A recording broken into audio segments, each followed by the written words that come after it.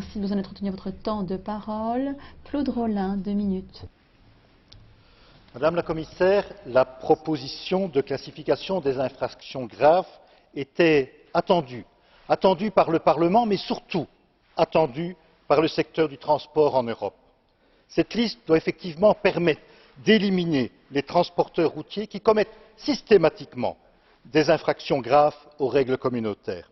Ceux qui refusent de respecter les règles ne doivent plus avoir le droit d'opérer impunément au sein de l'Union européenne.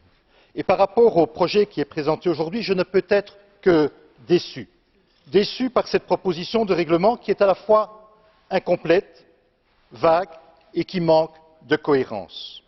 À titre d'exemple, permettez-moi de donner quelques manquements. Elle ne sanctionne pas le cabotage illégal et de ce fait, elle tolère le dumping social dans le secteur du transport.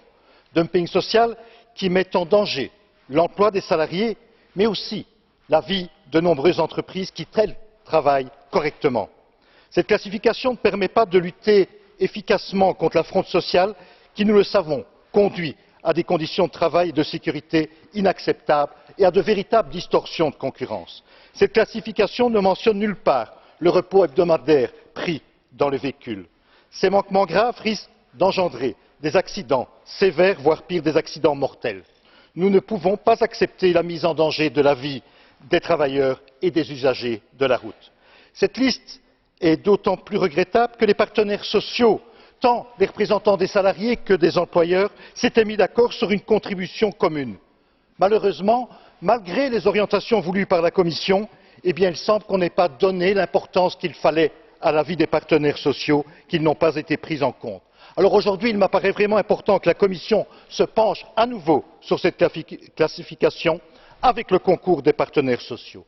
Et je suis convaincu que cela permettra de disposer demain d'un outil qui permettra de rencontrer les préoccupations légitimes du secteur et aussi de l'ensemble des citoyens européens. Merci.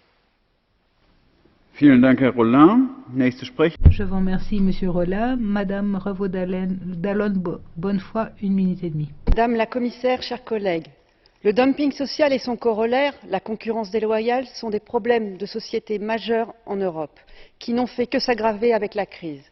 Le marché unique ne pourra pas fonctionner